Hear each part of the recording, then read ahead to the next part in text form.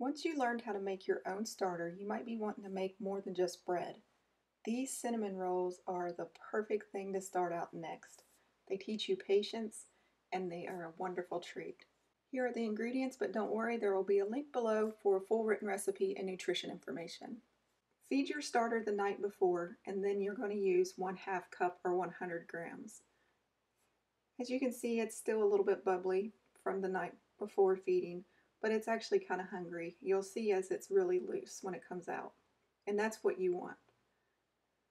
And I do encourage you to use weighted measurements as opposed to measuring cups, because measuring cups are just slightly inaccurate and you always have a little more difficulty making bread. To this, you're going to add 1/3 cup of milk, 80 milliliters, and just give it a little stir so that you can loosen it up. Once you get it loosened up, we're going to add in 1 egg, which is about 50 grams. If you've made cinnamon rolls, the next ingredient might actually kind of surprise you. I'm using oil as opposed to butter. I'm using 2 tablespoons or 30 milliliters. Now, if you are a butter fan, just replace it with equal amounts and melt the butter first. However, since I like to try to introduce a lot of healthy fats, I often will use oil in place of butter. And I found here it works really well, and it gives it a really nice tender crumb. I add in 2 tablespoons of sugar, 25 grams for browning, 1½ teaspoons of salt, 2.5 grams, and 1 2/3 cup of flour, 250 grams. And if you spilled the salt like I did, just scrape it off if your work surface is clean. Toss it in the bowl. Toss the rest over your shoulder to hit the devil in the eye, and let's get stirring. You're going to stir this until it becomes a nice shaggy dough, and then you're going to turn it out into your work surface.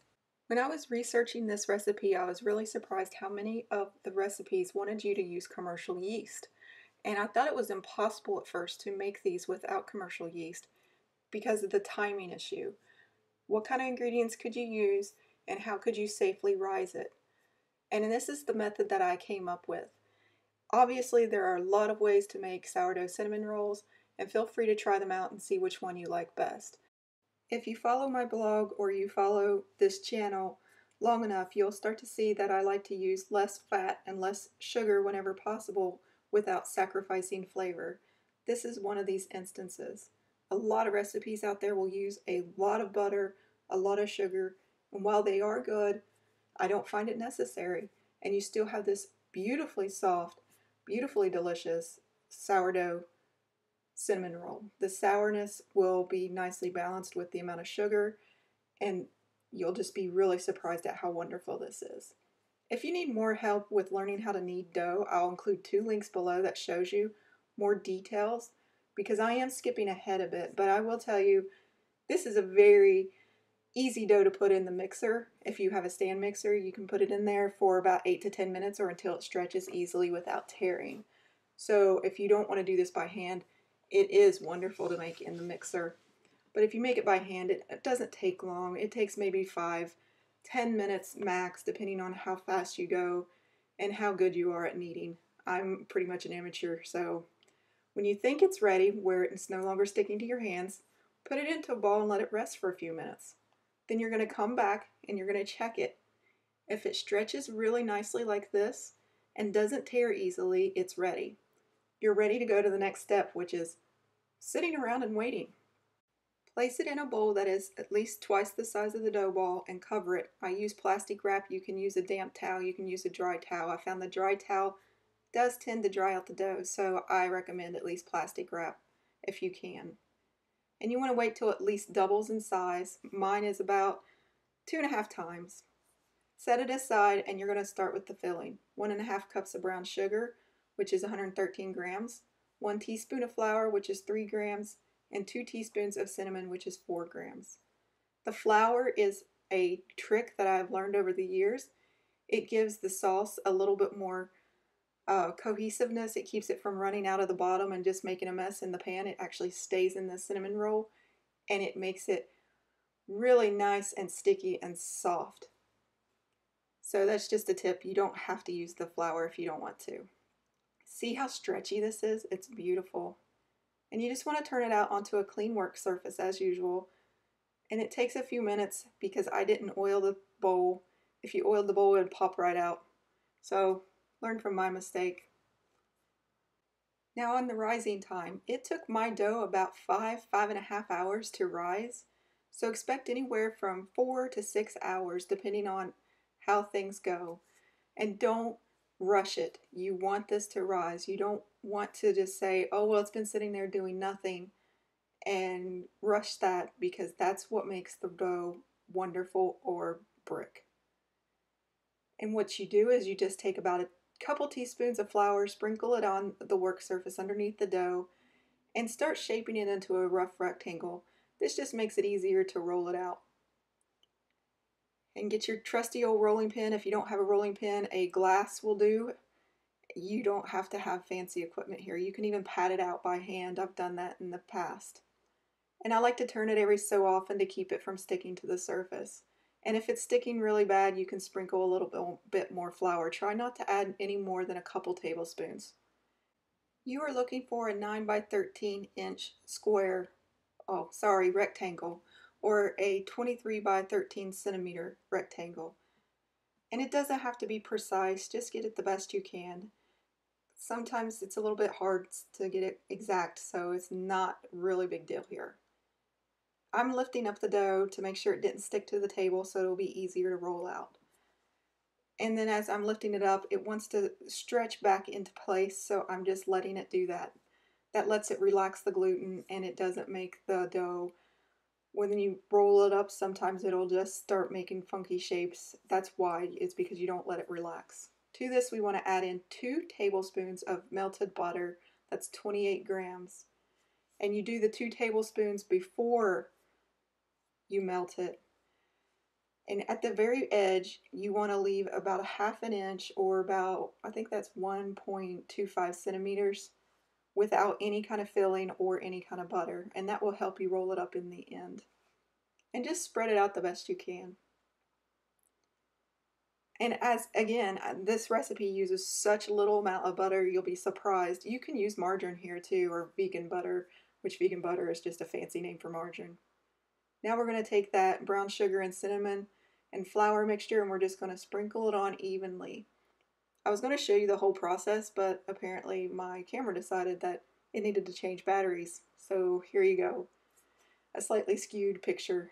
Make sure to have a pan ready. You want a 9 by 9 or a 23 centimeter pan. I am using an 8 by 8, a 20 centimeter pan here, and I don't recommend it, and you'll see why in the end. It just crowded them too much, and it ended up making this really funny looking dough, but they still tasted wonderful. You just want to roll this up gently. Take your time, don't rush it, because if you rush it, you'll tend to not get a nice swirl in the end. Don't worry if some of it isn't perfect and you start to see the edges like this. You can just shove them back together. The end pieces are always the ones that have less filling, so just remember that. And as you can see, I'm just kind of tapping in the ends a little bit.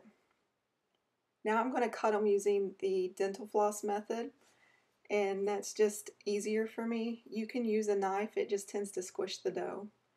And you want to mark them every inch. I don't know what I was doing here. I wasn't paying attention, and I ended up marking too many.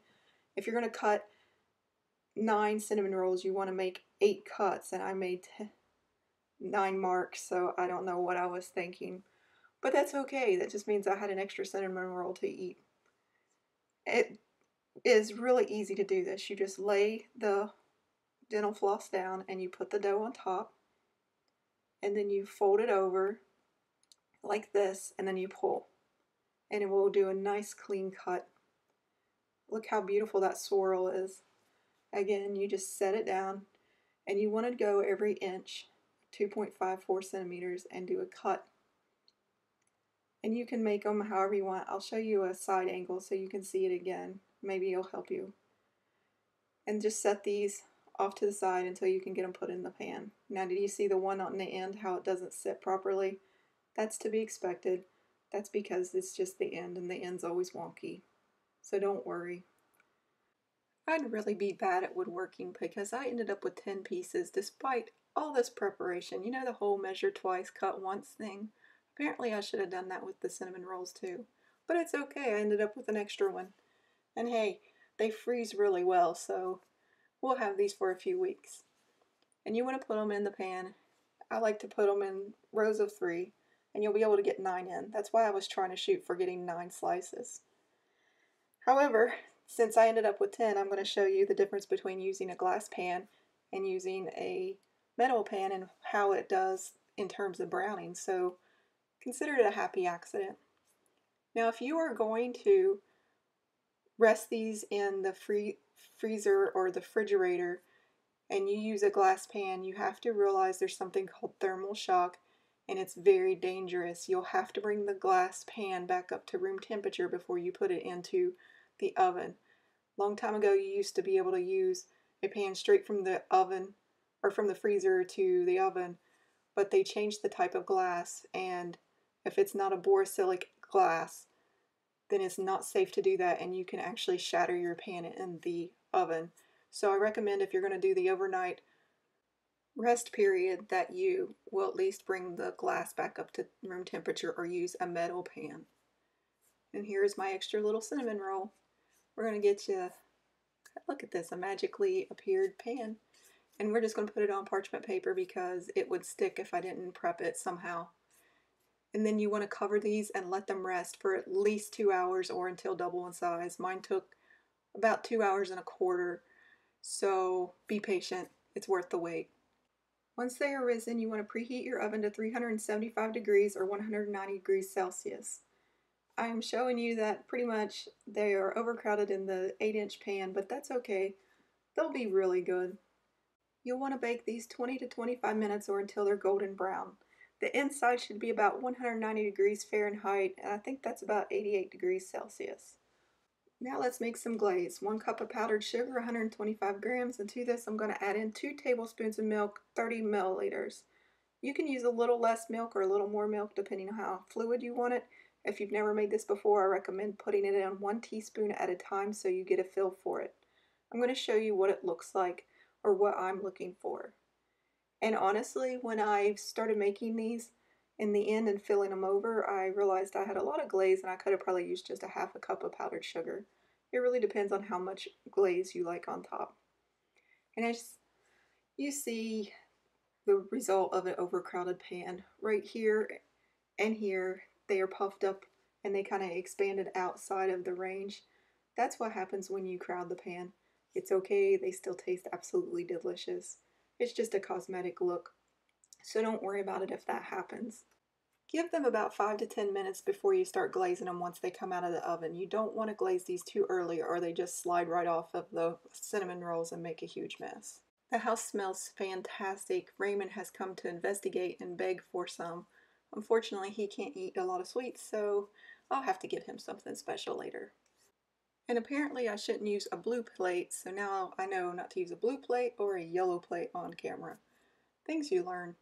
Look what these look like on the inside. They're absolutely delicious. I hope you enjoyed this recipe. I'd like to give a special thanks to KA, who encouraged me to go ahead and publish this with mistakes and all, so you all could learn from what I've done wrong. And please visit jacksonsjob.com for more recipes. I promise they are always delicious, maybe not the greatest in presentation. I hope you had a great day. Happy baking.